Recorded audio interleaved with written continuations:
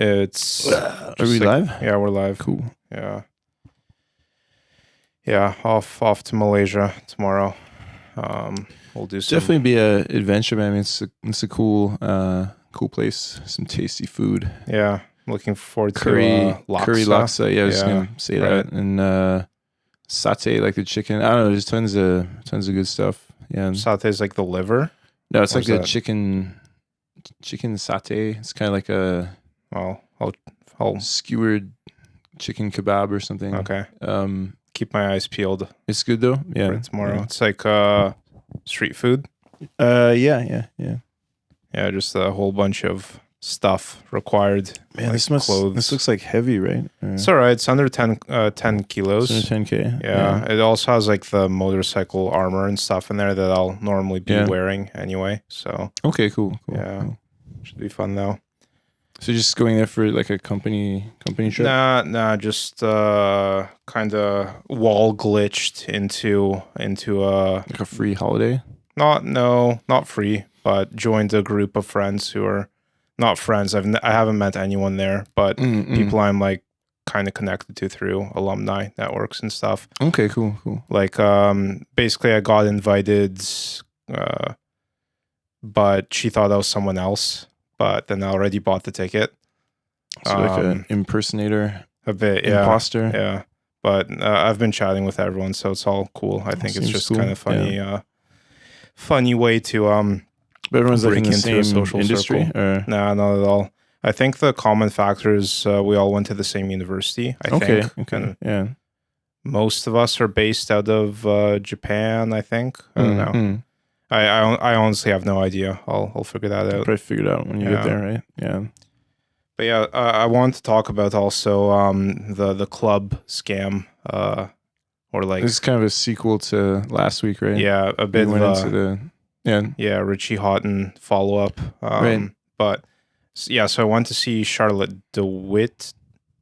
Man, I need to look up how to read that last name because I'm probably going to keep De Witte, right? Or it's with a W. Is she Dutch? Or? Yeah, she's Dutch. But it probably is De Witte, right? De Witte. Yeah. And it's like a W, but it's read as a V. This is my very elementary understanding of Germanic phonology or whatever. Okay. But it probably is De Witte, right? Yeah. Or I'm always messing this up. Sounds about right. Yeah. Yeah. You know, like in Polish, like it's like Vladimir, but spelled with a W. So they pronounce like W or like a B. Well, because in the Russian the B is the V. Yeah, no, sound, it's right? In Polish it's like W. Like it's W. W and V are very. It's kind of like L and R. A bit, yeah. Like a lot of languages, they don't really distinguish. They just have V. Yeah, they don't really say like W for things. Yeah. It's like the Roman, like Latin. It's actually like, well, I think in Latin it was the other way. It was like they used V, but it was pronounced W. Mm-hmm. So like when Caesar says like Vini Vidi Vici, like I came, I saw, I conquered. Right, it was actually like weenie, it sounds kind of silly, right. But and yeah, I mean like J was I and V was W in practice, I guess. Okay. So it's like Julius Caesar versus Julius Caesar. Right. So we're pronouncing everything wrong, right? Yeah. Like they weren't actually. Yeah. Some of that like carried over into Russian, I guess. Probably, yeah. Well, they call the Tsar is just the Kaiser, right? Caesar. Right. Same. Kaiser, yeah. right? Exactly. Yeah. Interesting. Yeah. So Russian kind of archived the additional, not the additional, the traditional. Well, everything kind of did, right? I mean, everything was kind of except English. Yeah, English is special in a bad way, like special bus way, right. Like in terms of pronunciation. Mm. I just decided today we're gonna have like a Neopasseism Substack entry about English. Okay. Just because like it is a bit of a special kid with issues, and it's based on. It's very much like right time and right place. Like the only reason like if you go back even like 1,000 years, like it gets pretty grainy. And you're like, wow, this is a pretty basic ass language that isn't very sophisticated. And then they got conquered by the Normans and Frenchified it, and brought some real culture. Yeah, imported, Latin vocabulary and structure and kind of improved it, but still doesn't really make terribly much sense in a lot of ways, and probably eventually will be supplanted by, I don't know, Chinese or something. Or you think so? Hindi or something in practice. Yeah, I don't know. I'm skeptical. I don't really see a future for English. I mean, maybe, but I think it will survive as like a quasi-Latin shared language, but you don't think English will just like continue to morph and absorb everything? I think it'll end up like Latin, where it like weird variants of it will survive, but I don't see it. How long down the road are we talking? Like 200 years. 200 years, you think it'll be gone? Well, not gone. Again, not gone. But I just don't really... I can see it surviving as like some kind of, I don't know, like court international diplomatic language again, kind of like Latin or something. Right. But language of business type thing. But in practice, it's just, I mean, most of the world just runs on Chinese and Hindi and... Yeah, but people do transact in English, right? Well, they do, but like, that's what I mean. Like I think, again, like even with like the Chinese and the Indians probably transact in English, right? Well, yeah. So that's sort of what I mean, but I think it's gonna again, much like Latin turning into Portuguese and other things. Like I think there's gonna be, well, even like where you're going, right? There's like Singlish. Right. Yeah. Which is like wild and quite cool in a lot of ways, just because it's using English with like Chinese grammar and like interjections. Yeah. And like just it's like thinking in Chinese and using English. Right. Which again sounds like what Japanese people kind of do, but it's way more because they're actually British colonies, so they actually got educated and with English and everything, so it's way more sophisticated, and so they know how to hack it. Well, yeah, and it just has its own. It's just a different version of it, and it does seem like the kind of thing that could eventually very much like turn into its own independent language, I guess, which would maybe be sorta intelligible, but in the same way that like Italian and Spanish are like they can basically understand each other, but it's still not quite the same thing. But long-term survival, I mean, I'm not really seeing it. I mean, I don't like population dynamics in terms of, are people still going to be like, what we're speaking right now going to be comprehensible or normal to people 100, 200 years from now?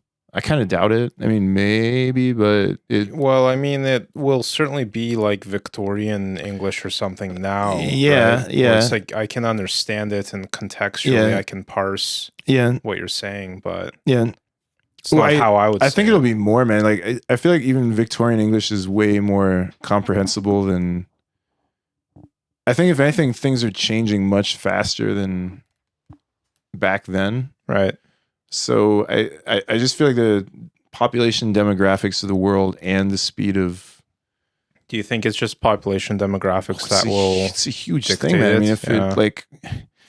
Not really getting around, billions of people in certain parts of the world versus a few million in other places. And like, it's a very influential world language at present, but...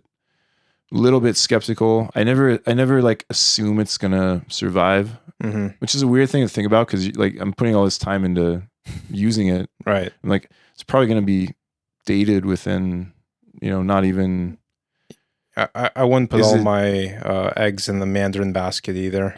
Yeah, certainly, but I think there is more of a unbroken continuity there with Mandarin. With Chinese, right? Like Chinese literary works. Mandarin's like literally 80 years old, right?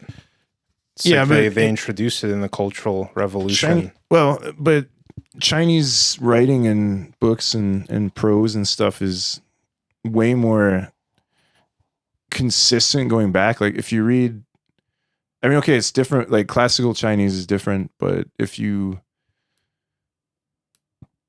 still way more continuity there. Whereas if you look at like English, like even 500 years ago, it's pretty, you got to kind of chew through it, right? If you go back if you go back like 1,000 years, right, it's like literally a different language. Like it's old English or you know, sounds like some weird knockoff German or something, or it's very different, right? So yeah, there's not that same sense of like continuity or sort of style, I guess, lasting through time. I mean, you know, you could say that Mao kind of changed it with the simplified Chinese, but I mean, people can still learn Taiwan, they're still doing the old school. Taiwan's Chinese, weird. Right? Like they speak Mandarin, but they write with traditional characters. I think that's the thing. Well, yeah. So they avoided the Mao simplification of. But I don't know if they're speaking they're already speaking Mandarin, which is already synthetic, right? Yeah, I'd have to. I'm not an expert on this, so I'm hesitant to say much. But I was under the impression that Mandarin as a language was like completely synthetic, right? Really? Like they had like, you know, tons of local dialects, and they just basically like mash them together. Yeah, I mean, so like in Mandarin, how you say Mandarin is putonghua, right? Yeah. Putonghua. Yeah, I can't really do the tones. I don't know if I got it or not. I've tones forgotten. Okay. So and it literally means like pigeon speak or common speak, right? Yeah, so I think it was like the Venn diagram of a bunch of major dialects that they kind of tried to standardize. It says it was originally a Beijing dialect, and then interesting. Yeah, this is not an area I know very much about, so I'm hesitant to say too much here, but certainly is interesting. I mean, it almost sounds like Italian. I mean, Italian was nothing but bunch of local dialects. Yeah, it's nothing but local dialects, and then they had to sort of standardize it, I guess. But yeah, it's an interesting problem up there with statecraft. Like how do you? I mean, standard language. Yeah. Well, you could do France. They have like an academy. Yeah. So it's very like controlled, I guess. Yeah. In a way that has its pros and cons. Yeah. I mean, you could argue that it, you know, kind of holds back progress, but you know, it keeps French usable and, you know, has some backdatable, and things have continuity, and you know, you can't just like throw in random weird new words or whatever. You can, but you have to to do that. It's just almost like a, I don't know, antivirus or something, where it's like, whereas English doesn't have that. So yeah, like download random USBs, import words from whatever the fuck, right? Just do anything. They do that in Mandarin too, which is kind of funny. Like like gatekeep or so import random words. Like I can't remember. I don't have a good example off the top of my head. But I can't illustrate it perfectly. But Obama. So they like the town in Japan where they did. You know, there's that like Obama station. Yeah, I've heard of it, but it had nothing to do with Obama, right? No, it's just a phonetic coincidence. Coincidence. Yeah. Where was it? I think it was in. I think it was near Osaka, maybe. But like basically, Obama, the town in Mandarin, they'll take like similar sounding. They'll take the English sound and then, you know, put it in Chinese sounds and then pick kanji or whatever Hanzi that gives a good meaning to that set of sounds, right? So, can we turn the aircon a little bit? Sure, it's a little bit hot here. Kind of sweating here a little bit. Hey, we got you in the hot seat. Got in the hot seat here, yeah. Testing your Mandarin. Testing my Mandarin skills and tonal abilities here. It'll be a bit before it comes That's cool. It doesn't have to be super blasting. Just kind of Or does maybe if I just open the balcony? Could just do that, yeah. Oh, I mean, don't take too much trouble. I mean, doing the all good. One sec. Yeah, this Obama station is in Fukui, I guess. So yeah, Obama Eki. So I guess it was blowing up with photo opportunities when he was president. Yeah, okay, that's better. Yeah, cool. Thanks. Yeah, nice, a little bit cooler there. No worries. Higashi Obama Station is the eastern one too. That's cool. Yeah. How did we get on this? What were we talking about De Witte. Charlotte De Witte. Yeah. I haven't even heard. I'm so out of touch with any recent music. I haven't even heard of her. Yeah, she's. I have no idea where she is in her career. To be honest, yeah. Okay. Record producer. Well, producer. Yeah, I mean, her style. It's very like it's. I would say it's like kind of minimal, dark but fast-paced techno. Okay. Yeah. And very like baseline centric. Okay. Yeah. It is quite nice in a club. Like it is very like fast paced and dancey and like kind of teetering on aggressive. But also kind of like mysterious and progressive, I guess. Trancey. Sounds good. Trance sounds good. Yeah, it's cool. Let me see if this works here. I'm trying to get the pronunciation here. Oh, where's this? Ooh. Okay. Yeah, so it does sound like V, right? Wait, so is that specifically for her name? Yeah, that's what I thought. Well, today I learned something new, and I'll... One of those tricky WV substitutions there. Yeah. So it's not even like De Witte, it's De Witte. Okay. Yeah. Charlotte De Witte. Sounds Dutch to me. I could be wrong, Dutch. Though. Yeah, she's Dutch. Okay, yeah. That's what. So yeah, probably is the V there. Yeah. V sounds of Dutch people. But yeah, so I show up at Zero Tokyo at like 11:30 or something. Doors open at 11. Line up from 10 p.m. I have advance tickets, so I get in. They don't announce the actual schedule until you're there, and obviously there's no re-entry, right? Okay, yeah. Because they want you to lock you in. Lock you in. Yeah, have you buying drinks for 4 hours before the headliner gets up, right? Yeah. But so basically what ends up, like I end up chilling by the main stage area, even though they had some like satellite stages. And, the first openers playing Crew Me. Don't know if that means anything to anyone, but whatever, it's okay. But anyway, I step out to like use the washroom and like grab a drink and come back, and to my surprise, I can't get back into like the stage area because now it's VIP only. Oh, what? Right? So you're on some balcony?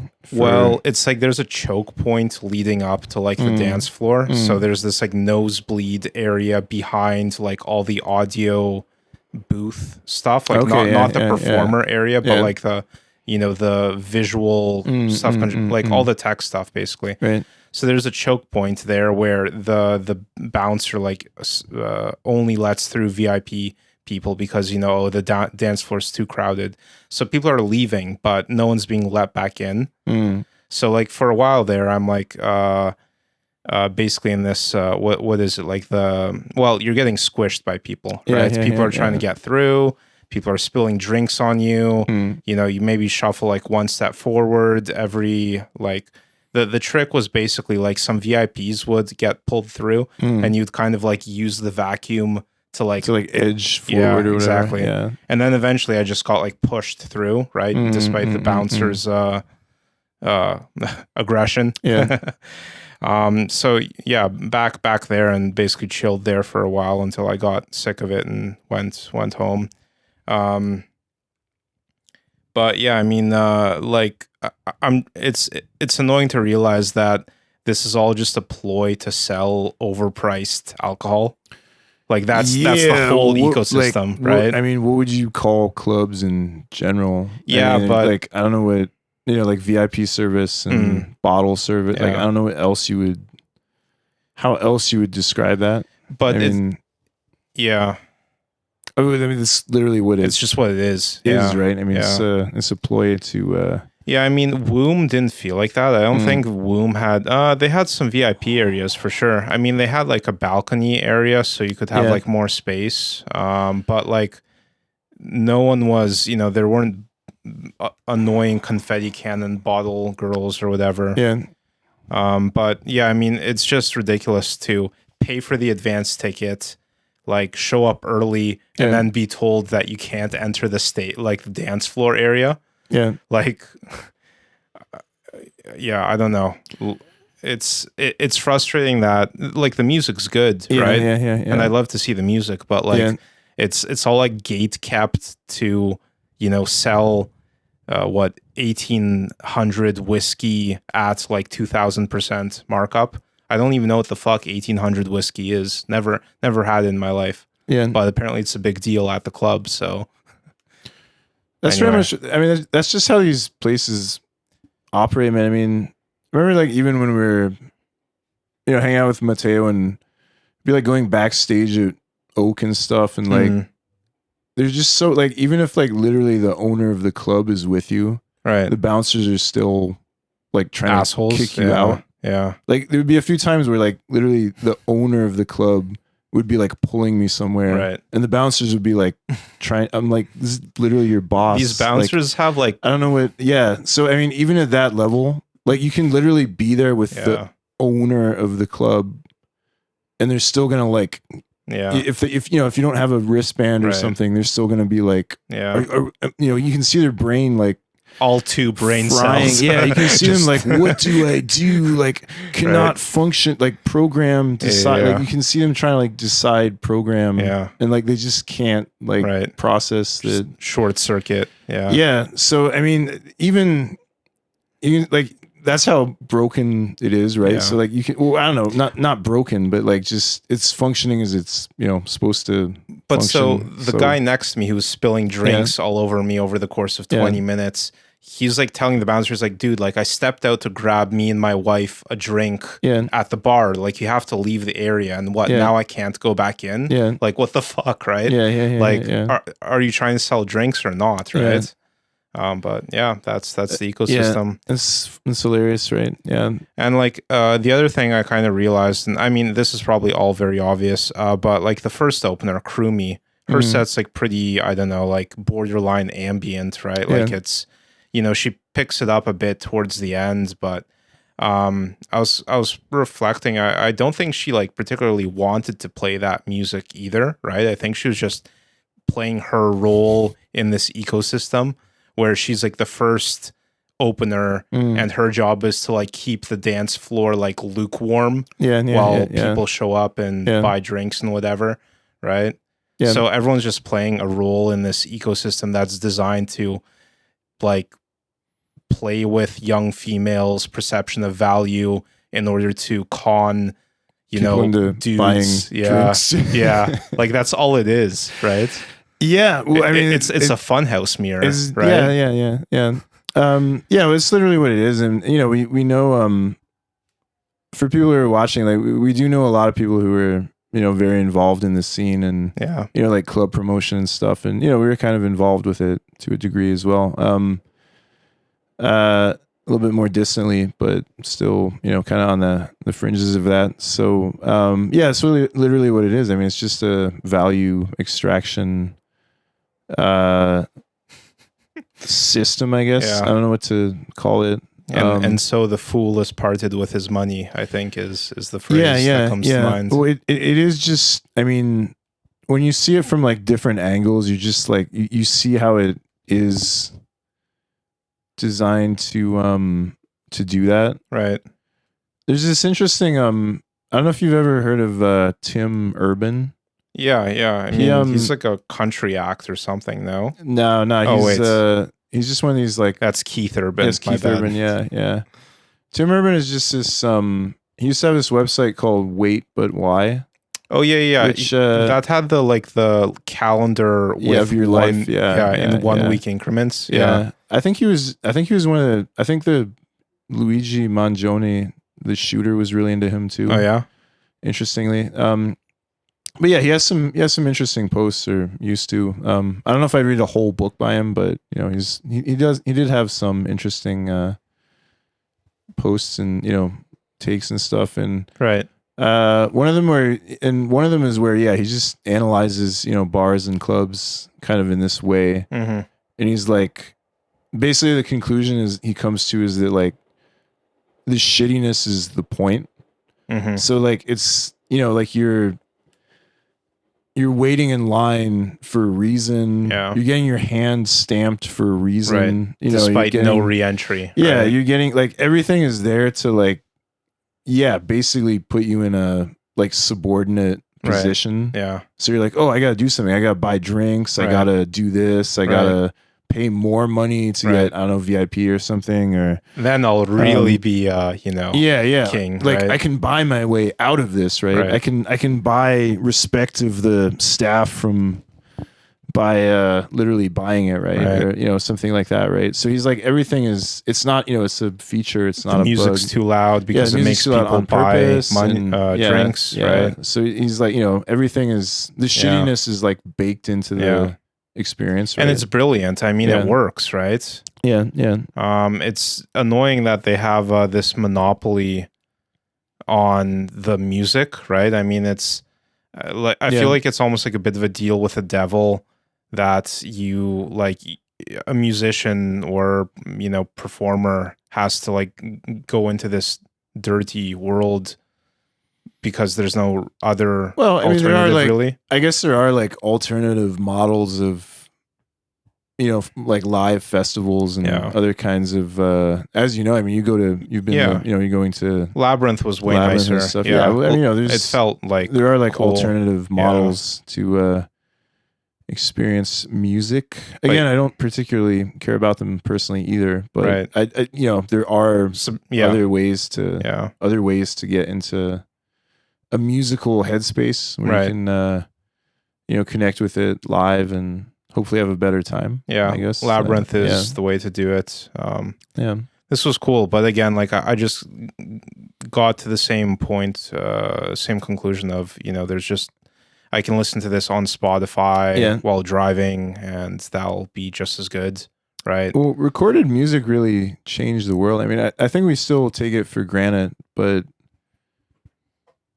there's another thing that William Gibson has written about, where early recorded music was almost like people thought it was almost like cursed, right? Because they're like, well, you shouldn't really be able to do this, right? You know, like, I mean, it's kind of like, you know, how people react to like AI now. You know, they're like, whoa, this is like uncanny valley. Like, they're like, this is heavily uncanny, cursed kind of territory, right? Like the phonograph, you just like replay sounds without the musician, right? Like, it's crazy, right? Yeah. And then put musicians out of business. Yeah. So it has this sense where like,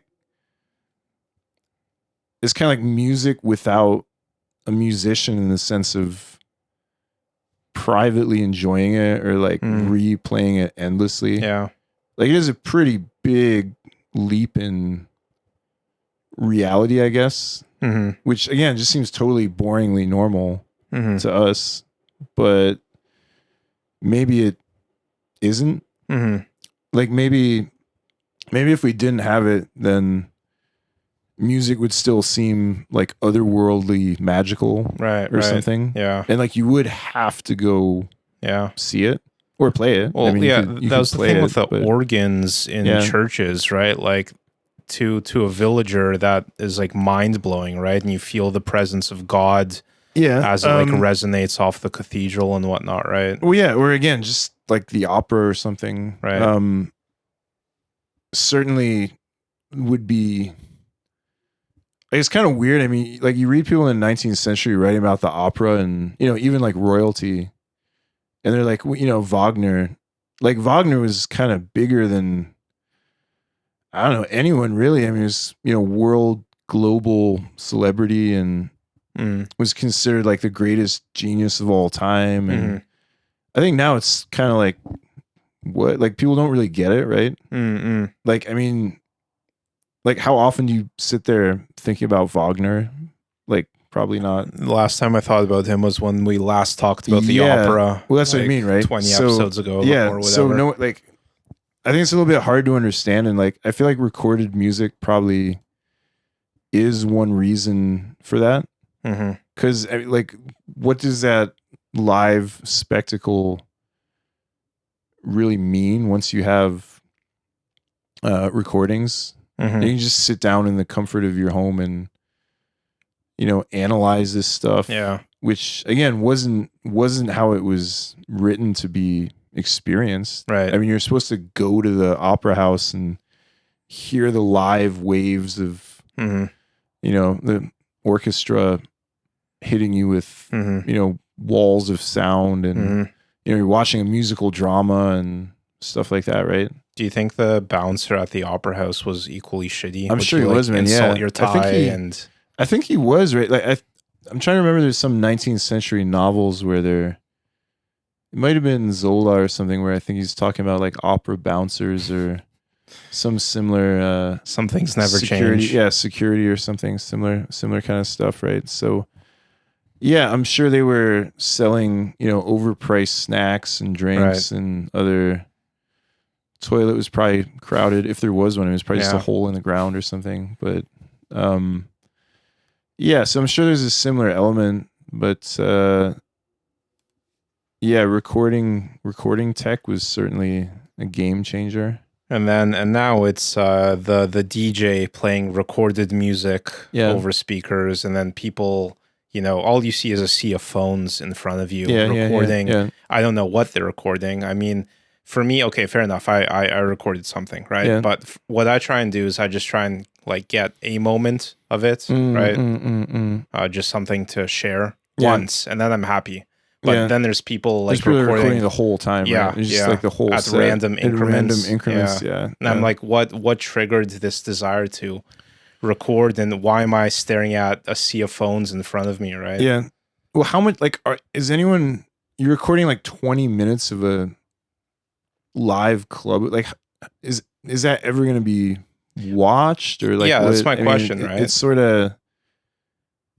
I mean, maybe, I don't know. Maybe they're building some private archive and they're actually gonna sit there and listen to, like, I don't know, but. And I get the novelty of just having little memories for yourself, right? Yeah. Like you get the notification like on this day 2 years ago, and you're like, oh, cool. But you just need one or two. You don't need like 20 minutes of a performance or something. But people are weird. I mean, there's people that would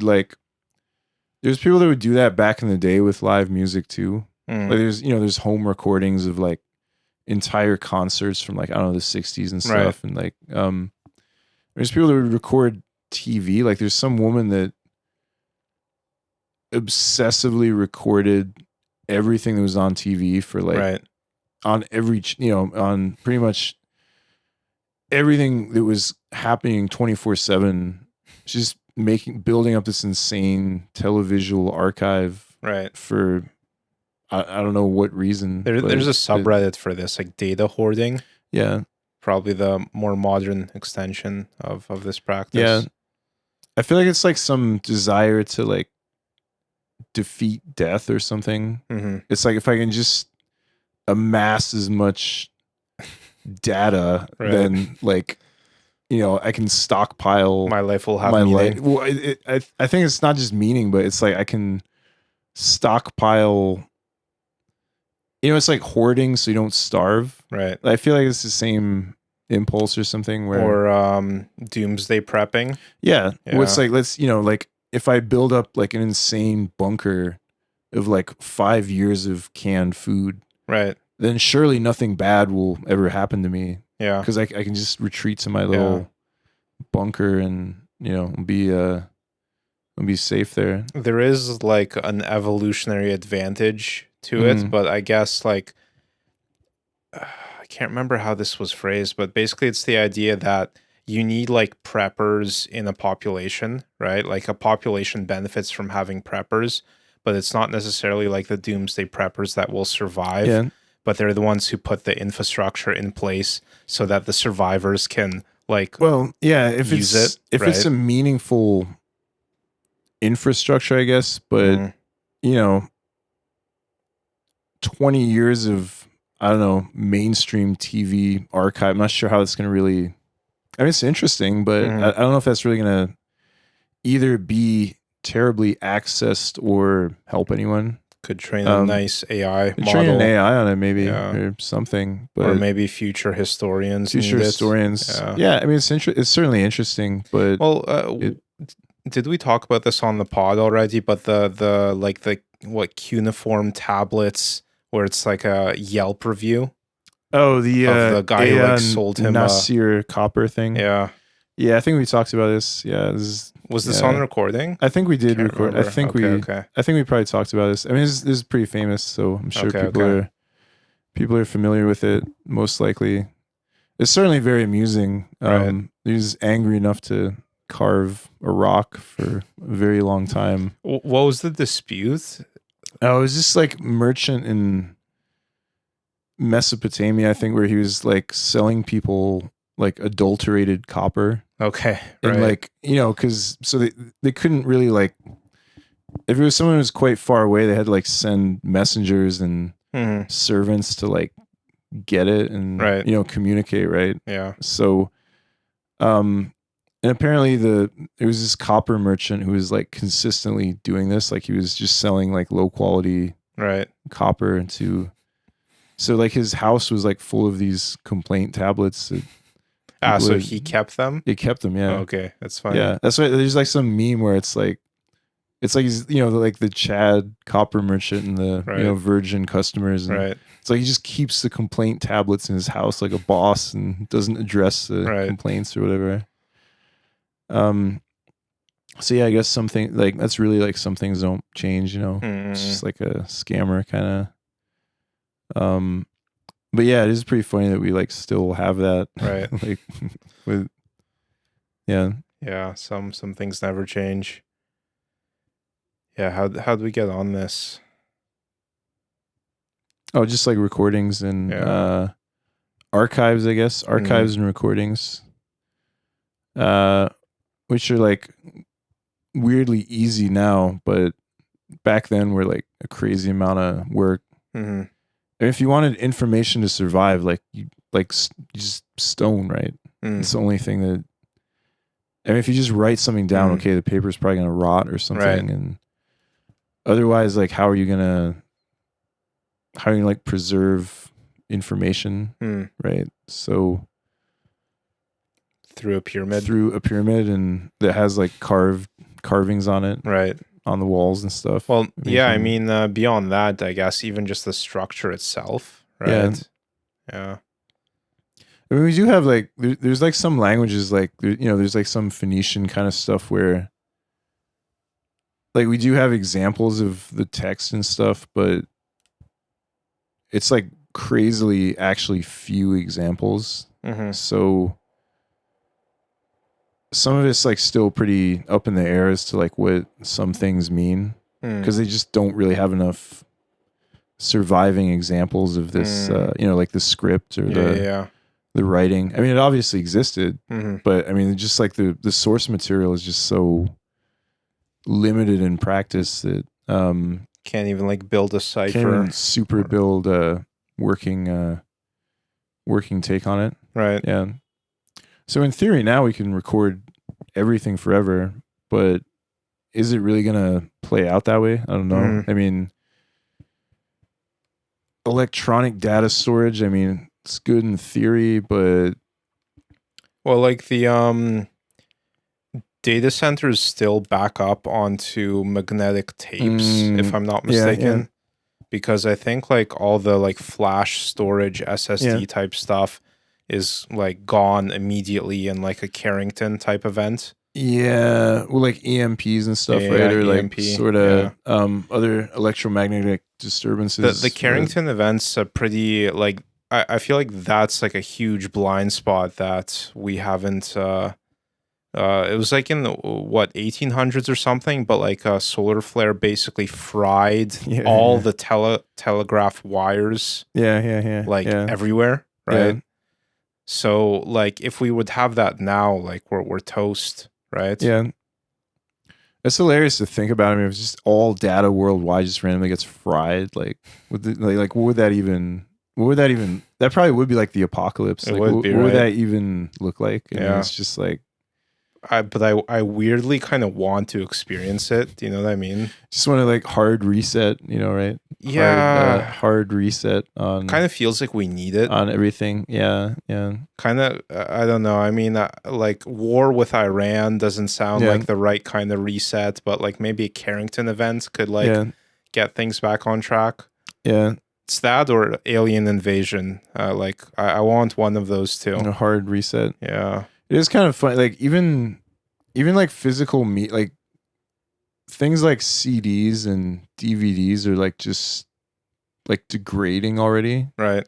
So like if you spent your childhood or, earlier years or whatever amassing like a huge, I don't know, CD collection or DVD collection, chances are that it's going to be, unless you're lucky and you keep it really well preserved, like it might just naturally degrade. Yeah. Which means like, what was the point? Like, what was the point of having that? I mean, I don't personally have.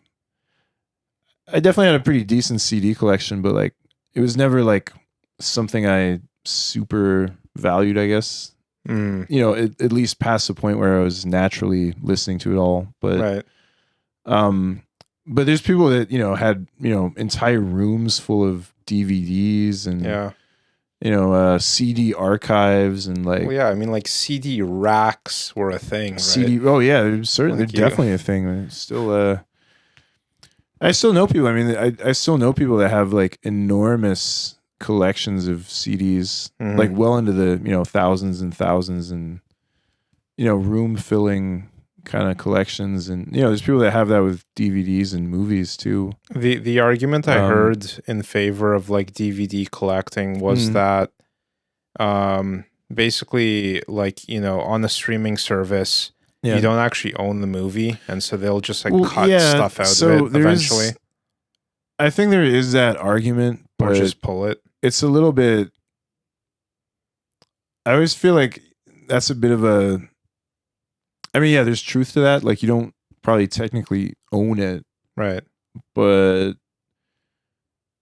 I don't know if it's such a problem in practice. I mean, it's certainly a problem in theory, but I would say for me, like overall, the space and time and money I save by not having a massive DVD collection is like outweighs maybe not having perfect access. But I'm also not like a film obsessive, so I'm like definitely a casual in that regard. Like, I'm not super obsessed with going back over, I don't know, frames of film and precise quality or something. Yeah. But, I mean, it feels like Spotify like killed Napster or something, because I wonder how many people will relate to this, but like the second it's possible to have a convenient way to access all your music, there's no point pirating anymore or downloading anymore, right? So, or for a lot of people, even listening anymore, because it's just like there's like, where do you? It's just too accessible. Where do you? Well, yeah, like where do you start? Are you gonna stick with anything? Because like weirdly, even Napster had just like the downloading technology at the time was so slow that like you did sort of have to like commit to things. Yeah, like you couldn't immediately, again, unless you had like some, I don't know, government internet connection or something, maybe, but like you couldn't really just, if you're just on the mom and pop internet connection, like even a single song took quite a while, and like it could get interrupted and then it would be gone, and then like you finish downloading it, it's not that song, it's Soulja Boy instead, right? So you had to be a little bit discerning, you had to commit to things, you had to kind of have some idea of what you were gonna look for, right? So you didn't just have like perfect, fluent, endless access to everything. It kind of felt like it, but in practice it really wasn't. Yeah. You did have to sort of invest a bit of time. Right. I think that still kind of did make people value it a little bit more. Right. Because you're like, yes, like 5 hours later, the album's finished and I can finally hear it. And, it's taking me all day to get this fucking album. So better enjoy it, right? Right. So, but now it's just like, boop, boop. You can just flip around and, 30 seconds of this, 30 seconds of that. There's no need to really, commit to listening. Oh, man. I hate when people do that. I can't remember who I last had this with, but yeah, someone who plays like 30 seconds of a song and then changes it. What, like it? Well, just like personally, or privately? Yeah, personally, yeah. Like a friend or a friend of a friend who would listen to stuff that way, and I don't get it at all. Yeah, I do like putting an album on from start to finish, even on Spotify. Like there is value in that, I think. Yeah, I mean, there's that's how a lot of them were originally, recorded to be listened to. I mean, you're supposed to. There is kind of a sense of pacing and timing and other ups and downs, ebbs and flows, I guess. Just wanted to give a brief album recommendation. Called Yearning by Robert Rich and Lisa Moscow, 1995. Okay, what kind of... We listened to the first two songs of it, actually. Okay, it's, oh man, what's that Indian harp type Indian thing? Harp, the sitar? Kind of, sitar, perhaps, yeah. Now, sitar is more like a guitar, or it's like a, stringed. It's like it has that weird harmonics, kind of. Not a theremin, you're not thinking? I have no idea, yeah. I mean, I'll theremin hear is an electronic instrument. Is this electronic? I don't think it was. I mean, if it is, it's masquerading as analog. Okay, yeah. I'll play the beginning later for you. Yeah, but check it out.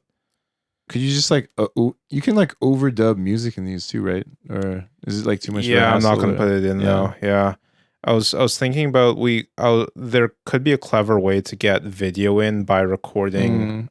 Basically, have an iPhone where we sync up a screen recording. Okay, and then we can pass that around and splice it in. Something to play around with. I mean, I don't know if there's a huge necessity, but could be interesting. I'm still amazed that this is primarily consumed through YouTube. Why? Because it's supposed to be an audio medium. It's not supposed to be video. I don't know. I mean, I was skeptical about that from the start. I was like, people are gonna actually just watch the videos, right? It's not just an audio. Yeah. It's not just an audio track. It actually is a video, right? And I think so.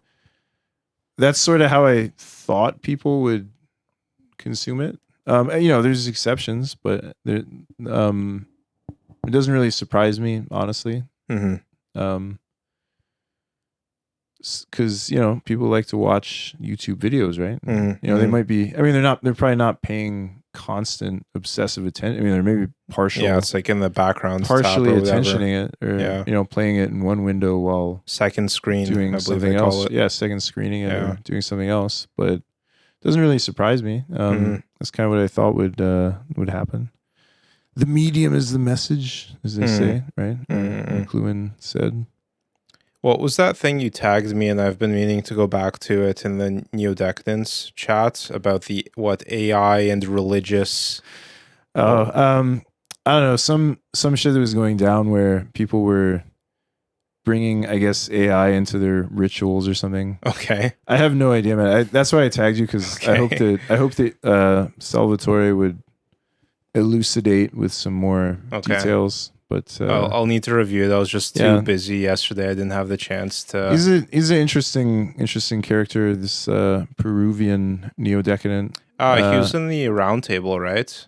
Was that a different? Which probably he was probably logged in. Are there other South American? There's a lot. Yeah. There's a lot. No, you're thinking of Arturo. Okay, that's probably it. Arturo Calderon was the main participant. He's an interesting writer. There's a bunch of people in South America and Mexico too. There's a guy in Veracruz, Mexico, who's been contributing to the Substack post recently. I saw you causing trouble on there. Causing trouble on Substack. On Substack, yeah. Yeah. With triggering substackers. Triggering substackers, yeah. It's wild. I think it's actually the most dynamic social media platform I've seen in terms of things actually hitting. Seems there's like organic discoverability. It's a lot more. Yeah, it's a lot more. Like, I'd hesitate to say we're blowing up, but we're certainly like good traction. It looks. I'm literally getting notifications like every 15 minutes. Wow. From like, new followers or nice. Like new. It's awesome. New restacks or like new, something, right? So it's only just gotten started. I mean, this is like within not even 2 months, and it's like 200 plus subscribers and nice. Other engagement, a lot of engagement. Does it feel like, I don't know, productive engagement, or does it feel like it feels, dopamine? It feels spam? It feels more productive than like Twitter or something, which I still, or like Blue Sky or like any of these other things where I still don't see how there's a way to have meaningful either interaction or discussion, which again probably is by design, but much like the club. Right? But I like, so it's one reason I just always been like, I always felt like they're just such a chore to use, whereas Substack is quite like amusing to use because you can actually kind of like actually seemingly reach the people you're trying to reach, whereas other ones it's just like throwing a pebble into a pond and maybe who knows, right? Like doesn't seem to be suited for what I'm sure it works for some people, but not. I never thought it was super interesting, usable model. I saw the latest controversy with Substack probably like right before I joined. I don't know about you, but they added reels. Oh, really? I haven't. Oh, you haven't seen them? Oh, that's funny. They do have people are really up in arms about it. Well, it's just, I think they're like, I mean, even if they're there, like people don't have to use them yet until it becomes only reels, which is what happened with Instagram, right? Well, the interesting thing is that they do have a Twitter-esque function, which is the notes, right? But they don't have that stupid character limit, so you can actually post kind of. Didn't they lift it on Twitter? I thought it went like way up. I think if you pay the money, okay. If you like, I don't know, get a blue check, you make like pay money to premium or something, right? But what's like, come on, it's stupid. But so Substack, you can post the notes and the articles, so you can kind of have a good balance, I guess. Nice, which is interesting. Whereas Twitter just feels weirdly limited and limiting. Did you ever try Clubhouse? Do you remember when that was around? Isn't that just a vocal one? Yeah, so it was like live podcasting. I don't know. It was like podcast chat rooms. Yeah. Okay. I mean, it worked in COVID because people were starved for like interaction, basically. Yeah, I guess, but not something that gets a bit into ain't nobody got time for that territory. A bit. Where except in COVID, people did. I guess. Yeah. Although we were pretty busy during COVID too. Yeah.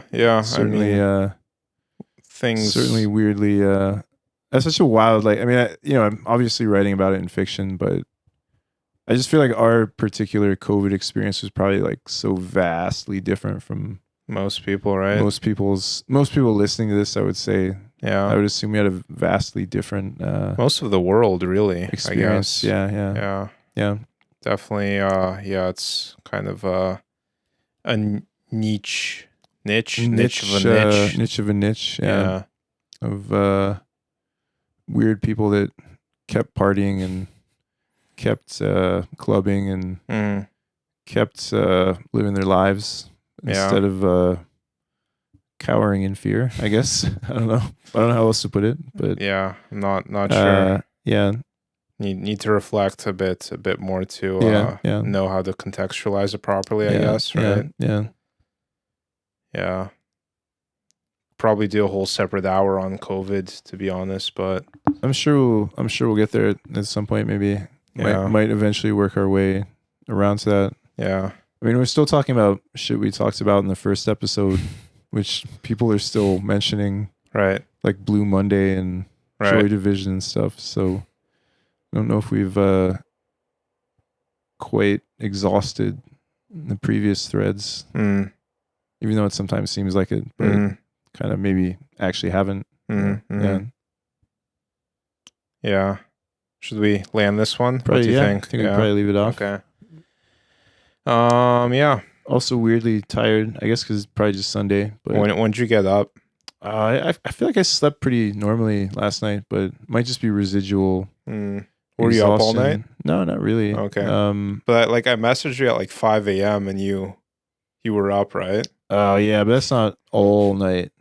If it gets to like 7 a.m., I see that's the cutoff. That's going into the danger zone where, but for me, if I see blue light outside, like peeking through the curtain, like the next day. Yeah, it's like I overshot. But yeah. All right. Well, yeah. Cool. Yeah. Good Thanks, time everyone. in Malaysia, and I'm sure I have some stories from that interesting and I think kind of important country, which is still weirdly under the radar for most people, or for a lot of people. Yeah. Even though I think it is an interesting kind of 21st century kind of place. Yeah, I'm quite curious. I still don't have a good read on it, so I'm looking forward to seeing it in person and seeing what that feels like. Yeah. Cool. Well, right. yeah. Have a good week. Thanks, everyone.